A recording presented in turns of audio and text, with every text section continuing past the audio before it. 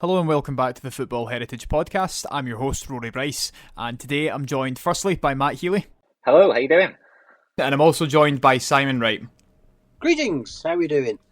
I'm good, Simon. Thanks very much for coming on as well. And today the three of us are going to be talking about Hereford United and Hereford Football Club. Probably one of the biggest clubs to go defunct from England within the last 20 years, I'd say. Of course, Matt and Simon are going to be here to tell me their memories of supporting both clubs. But first of all, before we get into all that, Matt, why don't you tell us a little bit about yourself? Yeah, so I'm 42. Lived in Hereford all my life. I've got quite a few different jobs. So I mainly DJ is my main job. I'm also part of a news page called Your Herefordshire. I'm one of the directors there. I'm a speed dating host as well, and also the match announcer at Hereford FC. So yeah, a bit of an eclectic mixture of things that I do. And I used to do insurance as well, so I did insurance for 22 years. So yeah, so a bit of a interesting career, but yeah, all good. Yeah, that's quite a CV. Simon, why don't you tell our listeners a little bit about you? Follow that, eh? Well, I'm 64 and I do nothing at all, so that's great. No, I took early retirement after life in public service. I did what many people do and leave Hereford at the age of 18 for either education or a mortgage-paying job. Right, that it is the nature of Hereford. People leave early, and if they come back at all, it's in their 50s and 60s. It's something that we always have to wrestle with, the talent drain going out. I'm a club volunteer. I was helping out Radio Hereford for commentary last season. I sell draw tickets for home games. I'm the editor of the still in print Hereford fanzine Talking Bull, which has been going for since 1988. That's what a lot of years. I've run one of the Hereford Facebook pages. Generally speaking, Hereford are very, very good at media, of which obviously Matt is a very key part. I mean, our media presence absolutely dwarfs everybody in the division, and opposition clubs often get fed up. Oh no, how many's on the list today? How many photographers? How many commentators? How many analysts? How many? Oh my word, there's 12 today. Oh, that's normal. Brilliant. I mean, it sounds like you're both absolutely entrenched in the club. Just guys that live and breathe Hereford. Just actually saying to Matt off air, a childhood friend of mine decided that Hereford was going to be his English team. So he bought a kit. I don't know what the Venn diagram is of people who live in Lanarkshire and own a Hereford top is, but I'm sure there's maybe he was the only one. Yeah. So of course, fast forward to the present day, I'm sitting thinking to myself, what happened to Hereford? And then, obviously went and done the research and found out. Because at the time, God, what would that have been? 2006, maybe 2005, sometime around then. So Hereford would have been, at the very least, in the conference. I'm not too sure if they would have been in League Two at that point, but certainly in the conference. I suppose, just to give it a sort of brief history before we kick things off, Hereford United were founded in 1924, I think that's right. Yep. Yeah, so it would have been their 100th anniversary this year, and I mean, for most of their existence, they were kind of in the conference. They were in the 4th division, the 3rd division, those old ones. And interestingly, they're also one of a handful of English clubs to have won the Welsh Cup as well, which is quite an interesting little talking point. And of course, they won the Southern League Cup a couple of times back in the 50s, and then came runners-up in a couple of other tiers as well. But sadly, Hereford United had to fold about actually 10 years ago now. It was in about 2014, I think, 2013 maybe. Why don't you guys first of all tell us about when was your first experience of Hereford United? December 1970, Chelmsford City, Southern League Cup, lost 1-0. It's worth describing how Hereford was back then. There was no theatre. There was 2 cinemas. They got 1 film each per week. Of course, there was no live football, no mobile phones. Even that time, and the house phone was quite a rarity. Hereford United was the attraction in the city, and it felt like everybody went. 4,000, 5,000 gates were common. They were a good side. John Charles was the player manager. I mean, the John Charles, I just saw the very tail end of him, but what a person to have in charge. It's just an extraordinary place. I mean, even the club shop was extraordinary. It was huge. And it was filled with merchandise of Hereford United and big clubs. And you just couldn't get that sort of stuff anywhere. And you had to queue to get in. And once you're in, you have to fight to get served. The money they made over that And that's where I bought my Division 1 programmes and team pictures and Hereford rosettes and scarves and all that sort of thing. It was a very, very different place than the 1970s. And probably, if you're a Hereford United supporter, the 1970s was the time to be a supporter. Because, I mean, Newcastle, I'm sure we'll be touching on Newcastle. Newcastle was followed by promotion to the Football League. And within one season, they got promoted. 3 seasons later, again, they got promoted. And they're with what is now the Championship. So we played Chelsea, Nottingham Forest, Southampton, clubs like that. And, it didn't work out terribly well in the end. But, we got relegated. We'd overstretched ourselves and got relegated the season after again.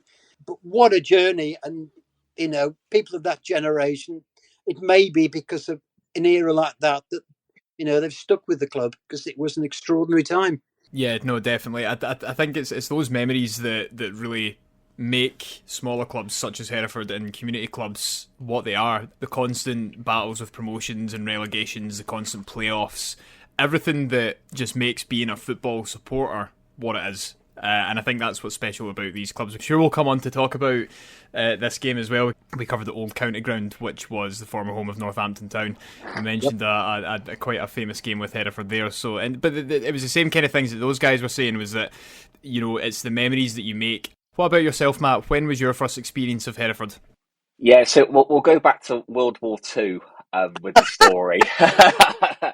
So what happened was my gran was from Guernsey in the Channel Islands originally, and I think I might be wrong on this. I think the Germans occupied Guernsey and Jersey, so they were evacuated during the war. So they were originally evacuated to Stockport, and then they went to Tamworth, I'd like to say. And my great granddad was a guy called Fred Turner, who was involved in football in the Midlands, and he got the job as Hereford United secretary in 1947. And my gran and my two great aunties then did all like the volunteering at the club. They washed the kit, they did the daily dip, they did all the stuff in the office. And then my gran met my granddad, who was from Hereford, and he was a Hereford fan, and they used to go on dates to watch games. So then my dad was born, and then his first game was 1964. He told me against Margate, and then he took me to my first game in 1988. We beat Carlisle 2-1. Mel Pedgick and Paul McLaughlin scored.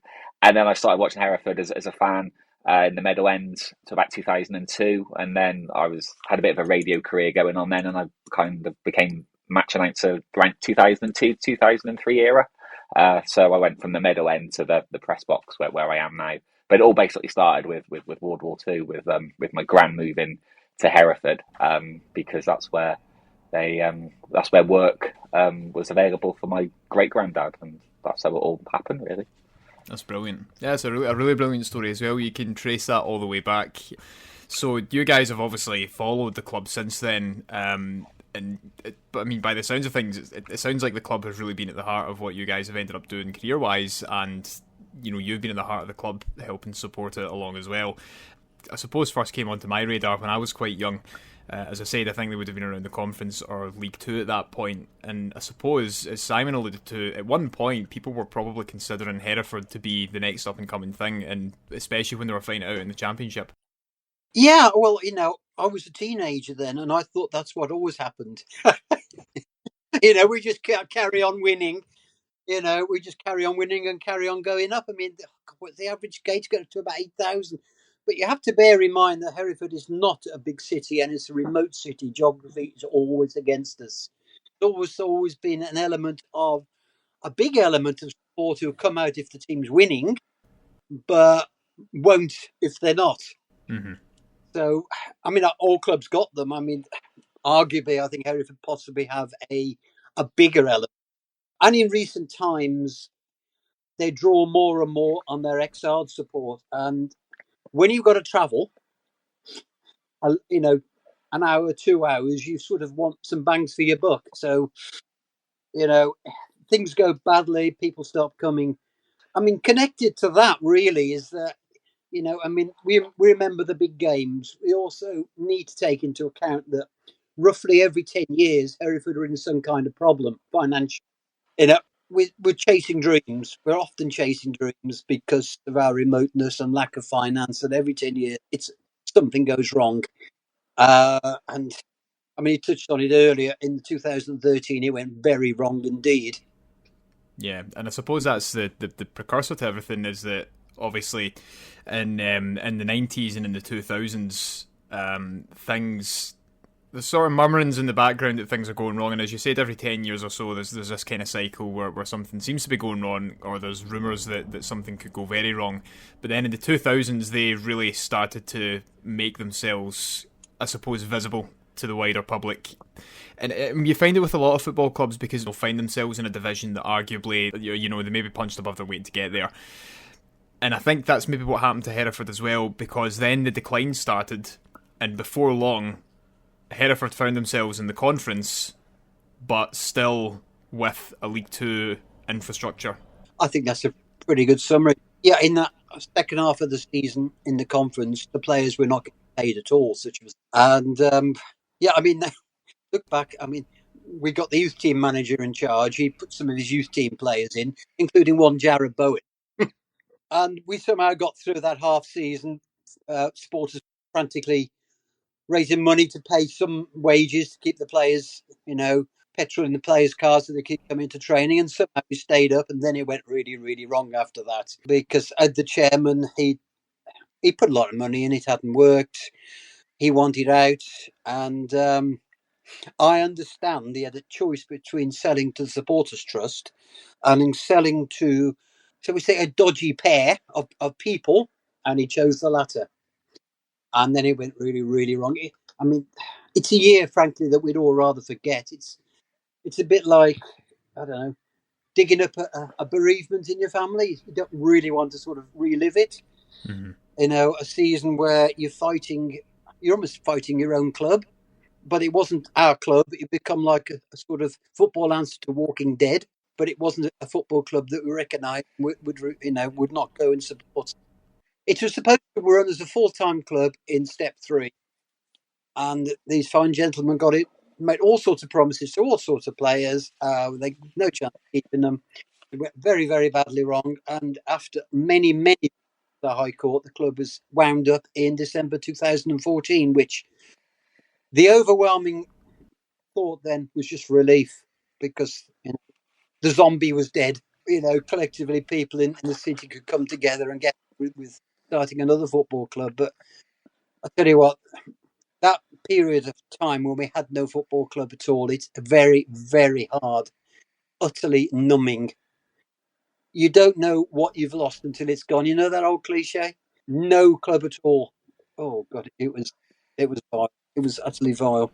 You know, it doesn't bear thinking about for a lot of people, and the majority of people that we interview on this podcast are people who've experienced it. I mean, Pete Stanford at Aldershot, when we were discussing Aldershot Town and their demise, when he said that him and his friends just sat in the stadium, just sat in the centre circle, and they just kind of sat there for a while because they were like, this could be the last time we are in here. Do you know what I mean? And it's after following the club for 30, 40 years. Yeah.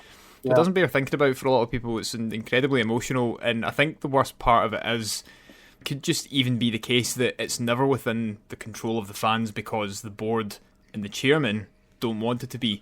That was part of the story with it as well, because leading up to the winding up order, there were clashes between the fans and the board, and for a long time the fans weren't happy with the direction that the club was going in. I was involved to a very minor point because I live 50 miles away, so it was difficult. It was primarily local supporters who could get to the ground easily and make a point. But oh my word, like I said, it's like a horror film. You just don't want to remember. You just want to dig up that particular part of your life. You were more close to the action than I was, Matt, because you're Hereford based, aren't you? Yeah, so I was still working there. So what had happened? There's a chap called David Keith who was the chairman that Simon kind of alluded to. I think he lost about £500,000 of his own personal money. He's passed away now. But he lost £500,000. He just wanted out. His wife was ill. He put up with a lot of things. He made some poor decisions in managerial appointments, but you know, it's one of those things. It was never a purposely done decision. I don't think any person goes into football trying to appoint a manager that's going to fail. But I think he was possibly naive with contracts. So when players and management were on contracts. Some had to be paid off. You've got to stick to those contracts. And then David Keats sold the club to a businessman called Tommy Agombar. If you Google him, he's a colourful character, let's just say. And there was a guy called Andy Lonsdale that was involved as well, and it was a horrible time. There was a boycott. Crowds were about 300-400 people. I carried on working there because I just wanted to still kind of be involved, and I kind of thought that there was still the potential the club could have been saved. But it was a miserable time. It wasn't a great time of my life as well. Me and my girlfriend split up around about that time as well. I was in a day job that I hated. It was just a completely miserable time, and Simon alluded to it being a zombie club, and it was just horrible. Just seeing the division with supporters that still went to games and supporters that didn't go to games, and it was just absolutely horrible. And when it was finally wound up, 19th of December 2014, it was just a massive relief because it got so bad. It was horrible, and then it was a case of bringing everybody together. So the new directors were really, really good because I remember them saying at the time, "Look, what's happened. We need to move on. We need to reunite. We need to come together." And another important thing was as well that we got Edgar Street back. With Aldershot, they kept the recreation ground, but you look at a club like Darlington. I think they struggle because they play. I'm not 100% on this, but I think they play in a rugby ground they play at, and it's a small capacity. That doesn't help. So you've got to be back in your stadium. And what helped us was we were straight back into Edgar Street. We played FC United in Manchester, first friendly, July 2015. Did over 4,000 there. And then it was pretty much local players that were playing for the club on trial. And then they started to invest a bit of money with different players like John Mills, Pablo Haitian came in, Aaron Birch, Jamie Willits. And it just we had a bit of a shaky start. It wasn't all sunshine and rainbows. We had a very poor August. We lost to Coles Hill and Highgate, if I remember. And there was another team we lost to as well. We drew with Westfield's a local club. But from September, it just completely steamrolled then. And we just beat everyone every week pretty much. I think there was like a 6-month streak of wins. It was just phenomenal. And the momentum was amazing. The crowds were, regularly 4,000 in the Midland League, but it was just good to see a team winning, and they were winning well. We'd humiliate teams. We 6, 7, 8-0, and it just engulfed the city. And we were tier 9 in that Midland League, but it was just a fantastic season. And then it was promotion, and then we were in National League North now. Where it's been a good season last season, but it was just great seeing everyone, those 3 seasons at Hereford FC, it was just brilliant seeing everybody kind of galvanised, and the football was great. We had a manager in Pete Beadle that did a brilliant job, and it was just, it was a great era. Yeah, I think what's important there that you mentioned is that even though the club did get off to a bit of a shaky start initially on the field, the important thing is the supporters had their club back. And as you said, the city got behind them, they backed them. And I think from the discussions we've had with other people on this show as well, that it kind of just shows the importance of the role that football clubs play within their communities, particularly more remote cities like Hereford, particularly one club cities where this one football club is a lot of people's be-all and end-all. And I don't think it's daft to say or assume that with a lot of people. That's the club can literally be their entire lives. And when it's taken away in such a bad way, to the point where they don't even recognise it anymore, and then comes back in such a fashion, then everyone within the community would get behind them. And it's great to hear that was the case. Oh, yeah. I mean, we're all there, Rory. And Matt, you made me all misty-eyed remembering that season. We won 29 games in a row.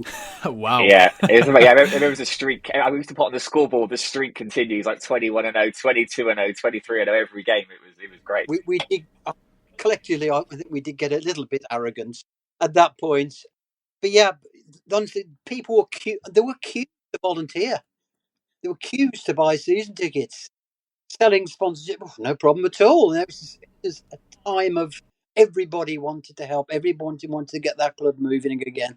They budgeted for, was it 256 tickets, Matt, and sold something like 1,000 plus. And, we can go and spend some money now. So we went to got some proper footballers in. We tried with local footballers, but sadly, they weren't up to it. So we had to get talent in, which has always been the Hereford way. We've always had to bring our players in from elsewhere. We're very fortunate at the moment. We actually have 2 Hereford-born players, but everywhere everybody else travels in, and that's always been the Hereford way. We have to travel. But yeah, that first season, yeah, goodness me, it was. Yeah, well, we won 2 trophies and nearly won a third because we got to Wembley, and Hereford United never got to Wembley. No, they didn't. It's great to come back like that and have a season like that after what was such a turgid, as you've both mentioned, a very emotional time. A lot of bad decisions made, a lot of issues off the field, and just the club left in a state that people felt they couldn't connect with it anymore. So then come back and go 29 games in a row without even dropping a point is incredible, and it must have been really, really galvanising for the support and the fan base at that time as well. I mean, there's kind of 2 different eras here to the club now, which, you know, is sad in many ways because you would like it to be one whole era. But would you say that the club feels better than it did previously? Do things feel a lot better? In the 80s, there's a guy called Peter Hill that was the chairman, and he pretty much bankrolled the club. There was one good season, 84-85, where we finished 5th, but there were no playoffs then, so we missed out on promotion by a place. But we did have a good cup run. We drew with Arsenal, took them to a replay. But if you look at the 80s, the club nearly went bust in 82, I'd like to say. Yeah, it was very. I think I spoke to Peter Hill. He's passed away as well now, sadly. But he said they were probably an hour away from being liquidated. It was bad, and they managed to get some advice and some support from the council, who invested some money, so it survived. But Simon mentioned that Hereford was in the Championship, or equivalent, 76, 77, and then 5 years later it was nearly liquidated. And Hereford United, again, when Graham Turner was manager chairman, was in League One 2008, 2009, playing Leeds, Leicester, Brighton, Huddersfield, and then 5 years later it was in the Southern League and then liquidated. So there were kind of similarities with that, but it all boils down to the finances.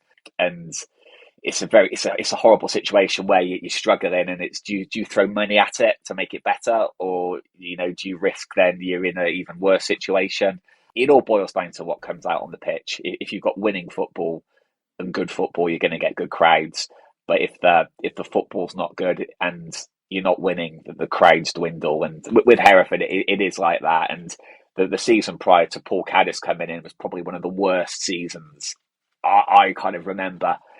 We finished, I can't remember, it was mid-table, but the manager left in February. The assistant then took over for the last 3 months. The club was in a bit of a mess, really, and down to, I think, the last few thousand in the bank. But then it had a change of chairman. A couple of directors that were there in the early days then came back, and then appointed Paul Caddis, former Celtic player, as manager. And he's done a fantastic job, absolutely phenomenal job of galvanising the supporters. He's a manager that will go on to great things. You can just tell he's got just the connection with the supporters. And last season, even though we just missed out on the playoffs, was probably one of the most enjoyable in recent seasons, because the style of football and just the passion and the work ethic of the players and the supporters have come together again, and there's a great rapport with the players and the fans, and it's just exciting times again now.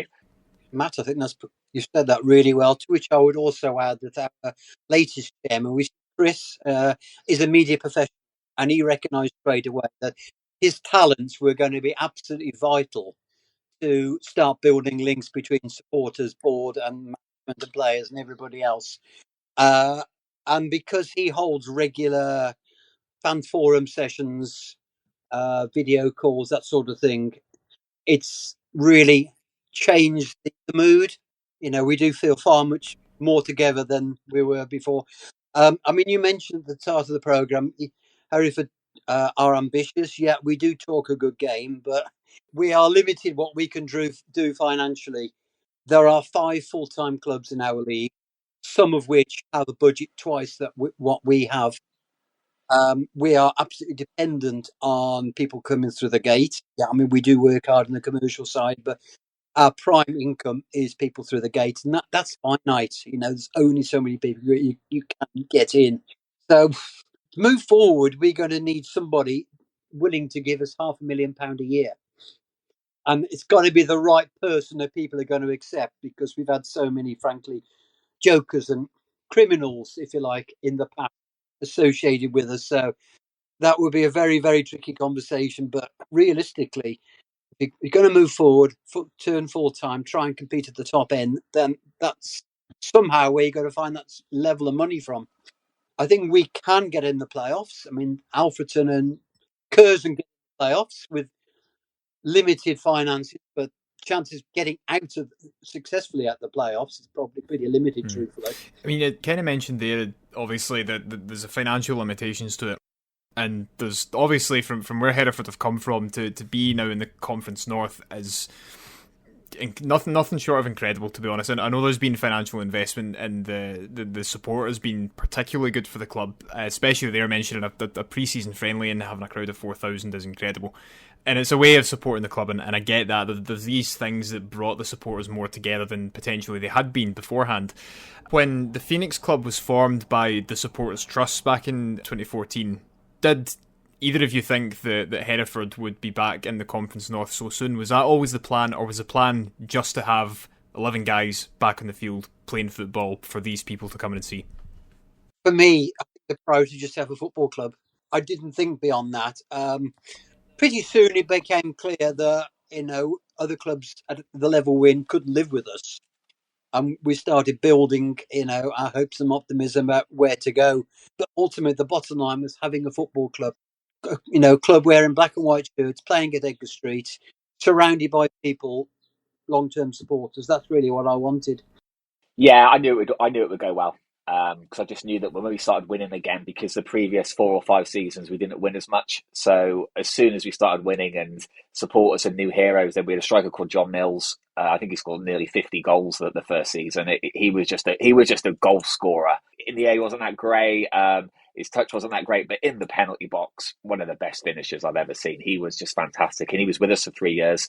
Scored about 130, 140 goals. He was a real fan favourite, and Pablo Haitian was his travel partner. He scored a lot of goals. You had Mike Simmons, then Ryan Green and Rob Purdy played for Hereford United. They came back, so you had that connection with the old club.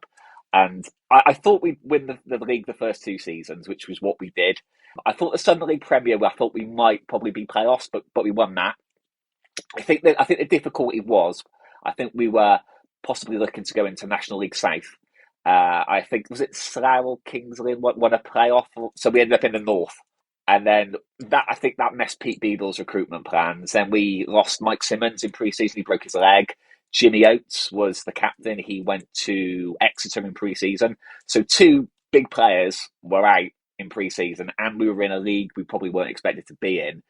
We started well, 3 wins and a draw first 4 games, but then we had a bit of a wobble, and Pete Beadle was dismissed in September, and then Mark Richards then came in, and then it didn't seem to fit, and then they appointed Russell Slade, who was ex-Cardiff, Brighton, and then he didn't seem to click with supporters and with results, and then Josh Gallagher, who was a player, then became the manager. Took us to Wembley in the FA Trophy during COVID, but his last season was disappointing, and a lot of money had been spent on players, experienced National League North players.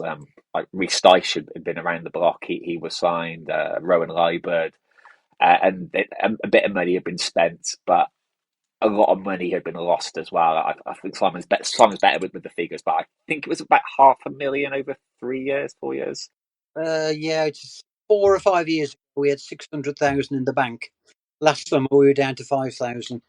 I mean, you summed it up really well, Matt. Yeah, we kept appointing managers and sacking them, having to pay them off. We also signed players on someone very, very high. It was a bit of a gamble. We thought we could do it, but they didn't come off, so we were stuck with them.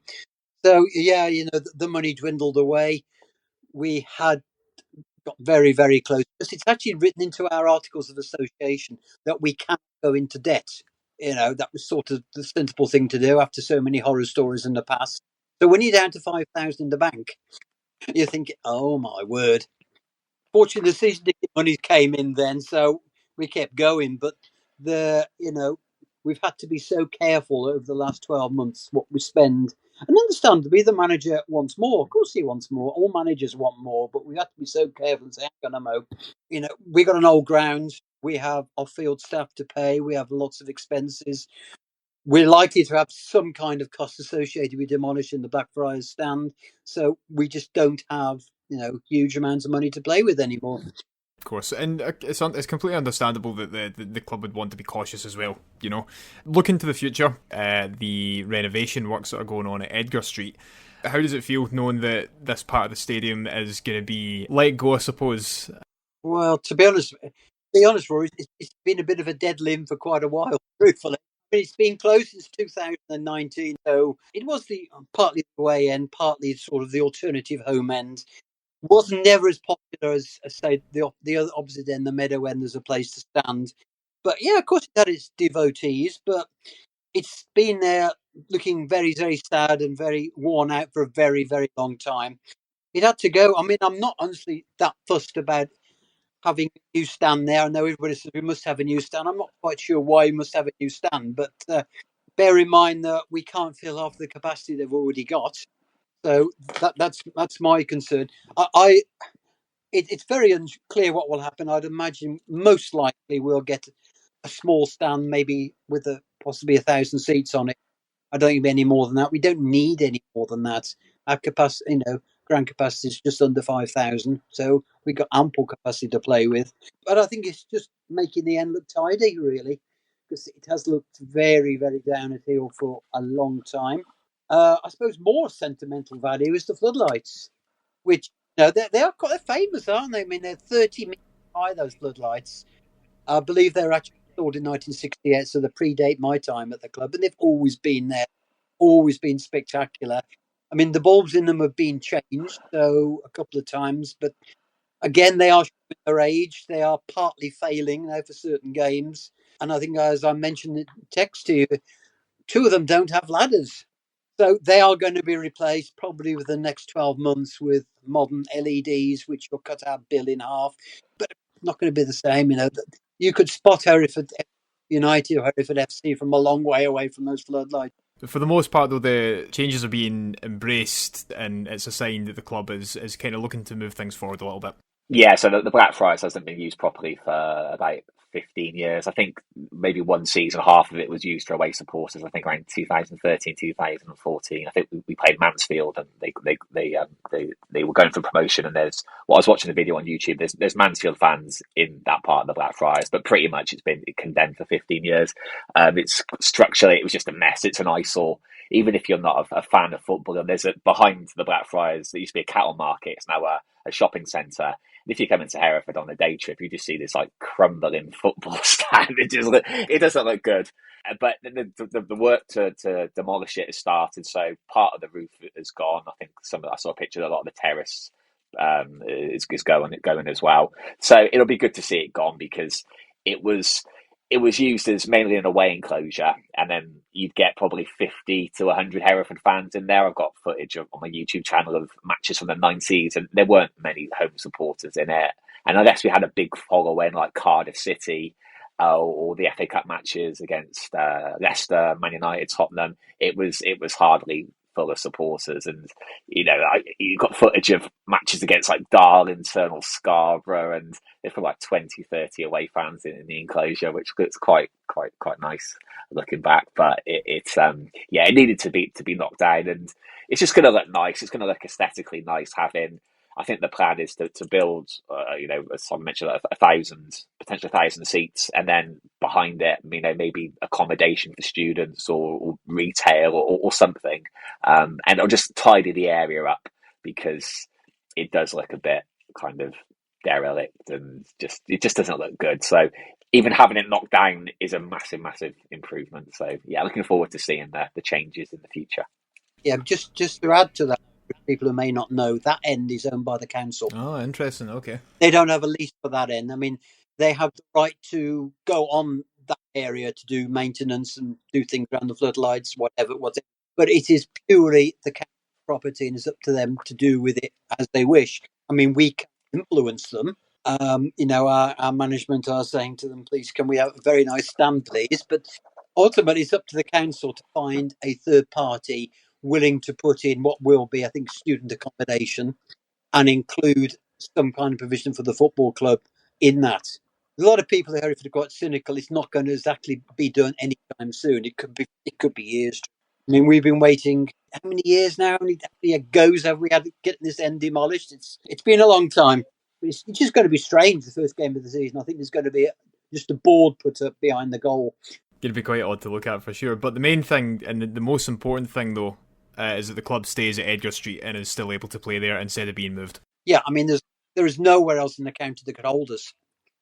You know, as you said, I mean, there's some very, very attractive Step 5 grounds in the county, but they couldn't hold us. Getting Edgar Street back was so important. I didn't quite know where we would go, truthfully. Worcester Raiders, perhaps? That would be the nearest big ground to hold us, and that's a pretty soulless place, truthfully, because it's 12,000 capacity. So, yeah, Edgar Street and Hereford is intertwined and always will be. Yeah, and as I said, that's the main thing, and it's important that the club stays in its spiritual and historic home as well. Just another facet that's important about setting up a Phoenix club and making sure all the elements are there. What are your most memorable matches following Hereford? I remember the Welsh Cup win 1990 at Cardiff Arms Park. I went to that game with my dad. We beat Wrexham 2-1. So the Welsh Cup was quite fun because we entered it, I think, just to get potentially a little bit of money. And we'd always play some obscure Welsh team in the first couple of rounds, so like Mostyn or Flint, Maesteg. And then you get to near like the quarterfinals, and you probably, Swansea, Cardiff. So when we won the cup, I think we played Kidderminster, who were an English club as well, around about the fourth round. And we played Bangor. We had Cardiff City in the semi-final. 2 legs. We went to Ninian Park and won 3-0. So you're thinking, second leg is the Donald. We lost the second leg 3-1, but went through 4-3 on aggregate. So we got to the final at the Arms Park and we beat Wrexham. We weren't allowed to go into Europe though, because I think it nearly happened in the 60s with Hereford, and they realised there was a loophole. So what it meant that only a Welsh team could represent Wales in Europe. I think it was a Cup Winners' Cup you'd go on to then. But yeah, it was a great day at Arms Park, 1-2-1. A lad called Ian Bembo scored the winning goal towards the end. I remember that. I remember the players did an open top bus parade a few days later around Hereford, and I've got footage of that on my channel. So that was good fun. Yeah, and then the home games against. I didn't go to the Manchester United FA Cup game in 1990, but I remember Tottenham in 96, Leicester in 99. So they were good occasions. Promotion to League One was brilliant as well in 2008. So yeah, great times, and it's just some fantastic matches and fantastic players that have played on that pitch.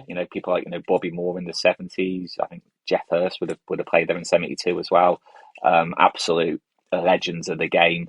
And even in like the modern era, you got Jared Bowen was a YTS player 10 years ago, and now playing for England in the Euros. And there's been some great players that have played at Edgar Street, and it's just great to read about them, and hopefully there'll be a lot more in the future. Oh, Matt, that's quite a summary. I mean, I think we ought to point out it's not always glorifying Edgar Street.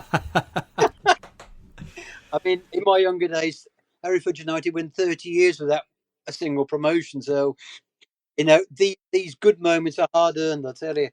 A couple of games I'll mention to you then. As for Hereford United, beating Morecambe in the conference playoff semi-final. Now, we got in the playoffs 3 years in a row, and we'd lost 2 previous semi-finals, and we were absolutely, so on edge. And this was an absolutely brutal 2-leg game against Morecambe, and we got over the line. I think it was 3-2 in extra time, and that was such a battle. And I think I've shed a couple of tears because actually getting through that, players are going down with cramp in the last few minutes. Absolutely frantic last few minutes, and we hung on. I just could not believe it. And another equally emotional game in a different way. As Hereford FC, our first ever competitive game against Dunkirk. And, I think Dunkirk think, oh my word, what the hell are we saying? what are we coming here for? And yeah, I mean, that was sellout crowd, 4,300. And again, it was emotional. It was the first game. I mean, you've spoken a lot about John Mills, Matt. Johnny Mills got a hat-trick that day, and we won 4-1. I mean, it wasn't totally comfortable. We were a little rusty, new team, etc. But it was just so wonderful to see our team on that pitch, a team that we could support. It's just a memorable, utterly memorable occasion. Some great matches in there as well. I can imagine there's probably a whole lot more that you can think of. One that sprung into my mind again, and I mentioned it earlier on, 1992 at Northampton Town, 4 red cards. Were either of you at that game? No, I remember listening to it on the radio, but I've said on Twitter, I've interviewed all the 4 Hereford players who got sent off. There's footage of the game as well, and I think the general opinion of it was 70 minutes. It was a boring 0-0, soon to be forgotten, and then it just kicked off. Andy Theodosio got sent off for stamping on a guy called Phil Chard, who was Northampton player manager, and then our player manager Greg Dines then got sent 2 yellows for discussing the decision. Let's just say, so we're down to 9 men. Northampton's got a penalty. They've scored 1-0, and you're thinking, well, that's the end of that. And then we somehow equalise, Simon Brain. And if you watch the footage back, he probably should have got carded for what he kind of gestured to the Northampton fans, but football was a bit different back then. And then David Titterton's got sent off for, I think he went for 2 yellows for time wasting. And then Richard Jones, I think, the Northampton players going through on goal, and all Richard could do was just bring him down, and he goes flying in. And he gets a red card, and somehow we managed to see the game out. So yeah, with 7 players left, we get a point. But we had a really, really small squad back then. So we had then the suspensions. Back then, I think suspensions. It was now you get a red card, you miss the next game in the Football League. But I think it was 2 weeks then before the suspensions kicked in. So we played Rochdale, and we had a couple of YTS players having to play. A guy called Craig Langford was in the centre of defence that afternoon. But yeah, we had a real small squad, so the repercussions of losing 4 players then were kind of seen a couple of weeks later. But yeah, crazy game. Referee was a chap called Brian Coddington, controversial referee. I think he'd sent off 3 Newcastle players the season before against Derby, so he was a bit of a notorious referee. And yeah, you just watch the footage on YouTube. The tackles were very naughty even back then. So even now, I think we'd have had about 4 players left. But obviously, it would have been, if we'd have had one more often, the game would have been abandoned. Actually, remember that. So yeah, we were very. It's a very strange afternoon. And watching the. I think another story. David Titterton, who was the 3rd player sent off, he then got arrested for inciting the crowd. That's right. And then he was arrested by the Northamptonshire police after the game, and then he was released to go back onto the coach. So a very strange afternoon. And Northampton, it was a cricket ground, and that was their first home game of the season. It was on a Sunday because back then the Northampton cricket took precedent. So Northampton used to play probably the first 3 or 4 games away from home back then, so they could then catch up later on in the season. Oh, Matt, I didn't go to that game either, but you described it very well. I think over the decades, Northampton probably didn't like us very much. In the early 1970s, as a non-league club, we knocked Northampton out twice in straight seasons. The round before we played Newcastle, we actually had 3 matches at Northampton and still managed to beat them. And there was another trip to Northampton up the Six Fields when we were 3 down at half time and won 4-3. That was, you get one of those every 10 years if you're lucky. You probably remember better than I, Matt. I can think of only one more. In our first season, Midland League, we were 3-0 down early season and come back to win 4-3. Roster. Roster. That was it. Yeah. There was a thunderstorm which seemed to go on for the whole of the first half. And when it dropped, we could actually pass the ball a bit. They couldn't live with us. So, we come back from 0-3 to win 4-3. And incredible.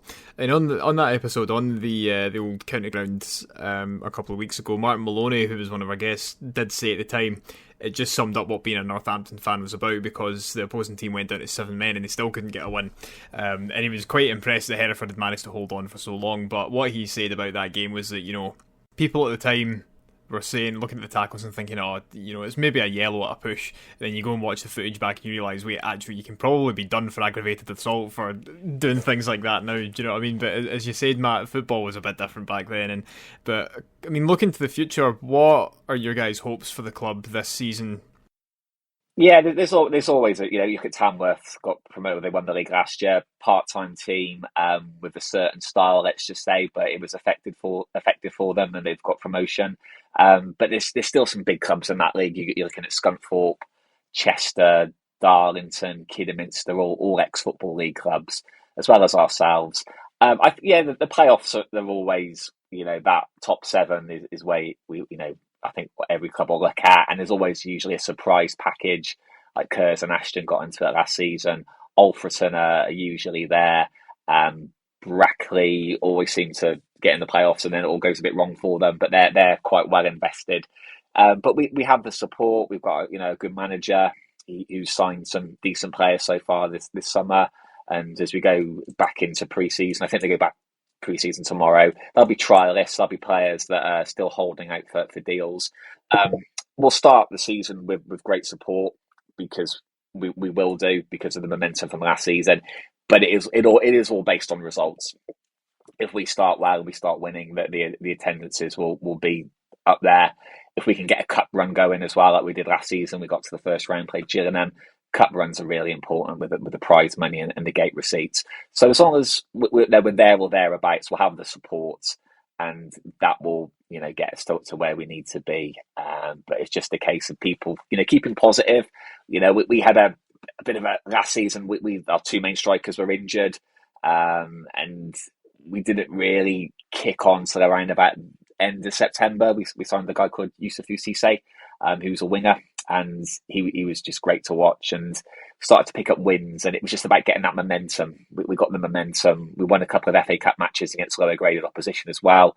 And we got the momentum. And once you get the momentum, you can go on. And it's a massive thing in football, momentum and confidence, because once you've got it, it's brilliant.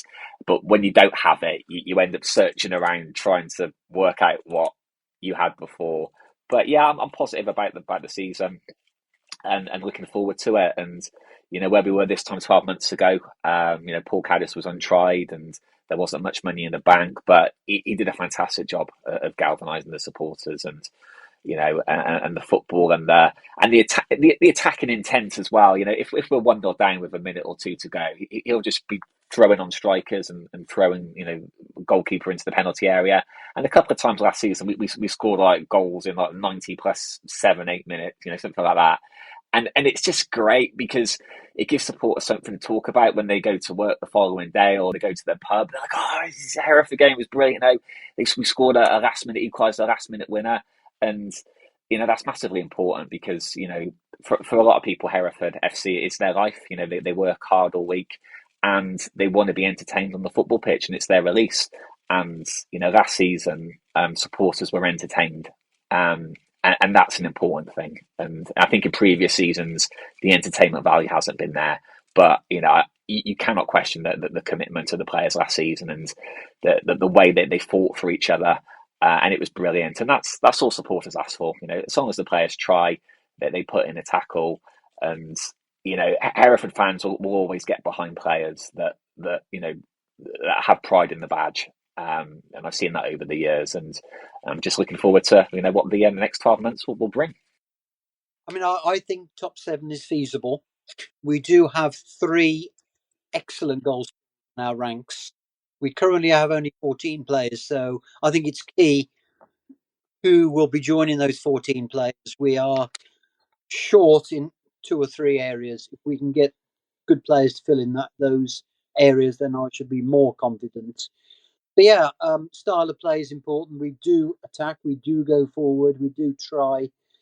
They are a likeable bunch, players. The manager's a likeable guy.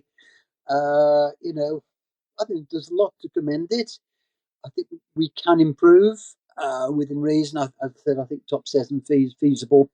Much beyond that, I think we are going to struggle financially, but let's enjoy what we do have.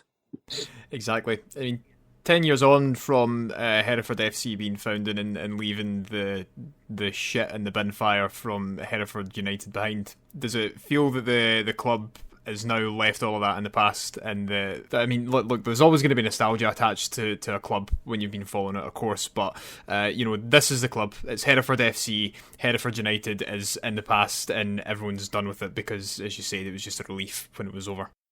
Oh, Rory, one of the great debates among supporters is changing the name. Well, I suppose, yeah, and I mean, this is the thing, though, because it's raised an interesting point. Obviously, you mentioned that there was a lot of divisiveness in the support when the club was going under, and a lot of people just want to forget about that period of time. They want to forget about that club. This is the new club. So, would you want to take the old name back? Truthfully, it doesn't really matter what I think because it's only the shareholders get a vote. So that's basically Supporters Trust have 50% of the vote of the shares. So if their members vote to go for the change, then that's part of the way. But to change the name requires 75% of all the shareholders to agree, and that's the unknown. We don't know what the major shareholders are thinking.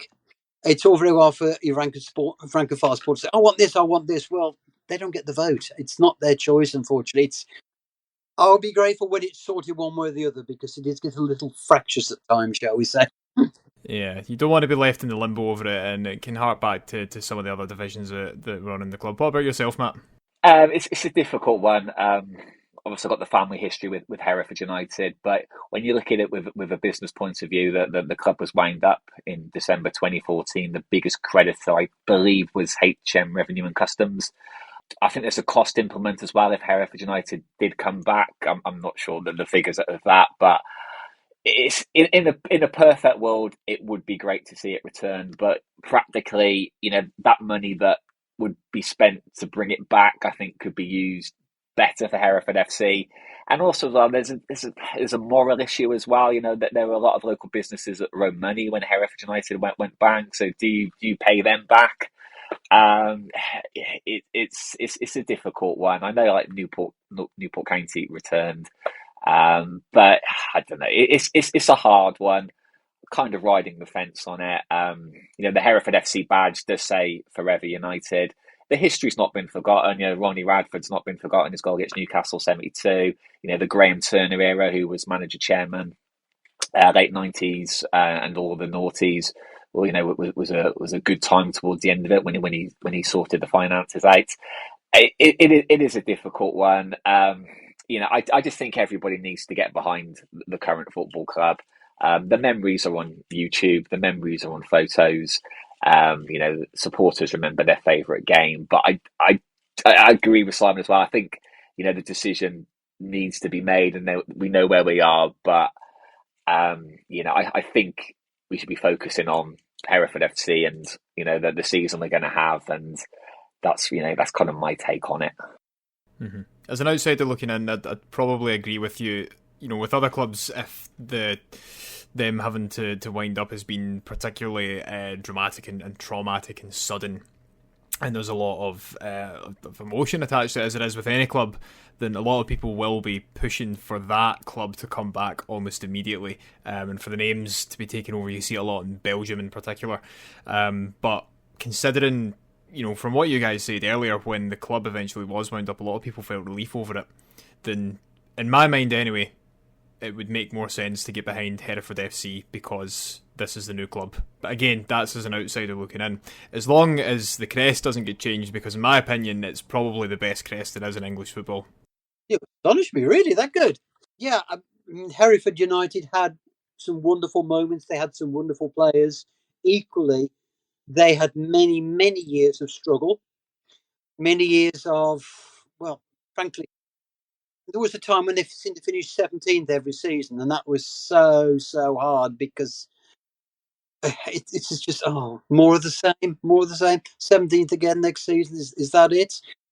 People do have rose-coloured spectacles sometimes, and they remember the big games. They don't remember the difficult seasons that we all have to go through. It's actually really easy being a Hereford supporter.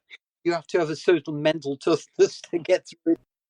Even through a season. I mean, season's 46 games, and that's a lot for a part-time club, particular distances we have to travel. I mean, it's just utterly crazy.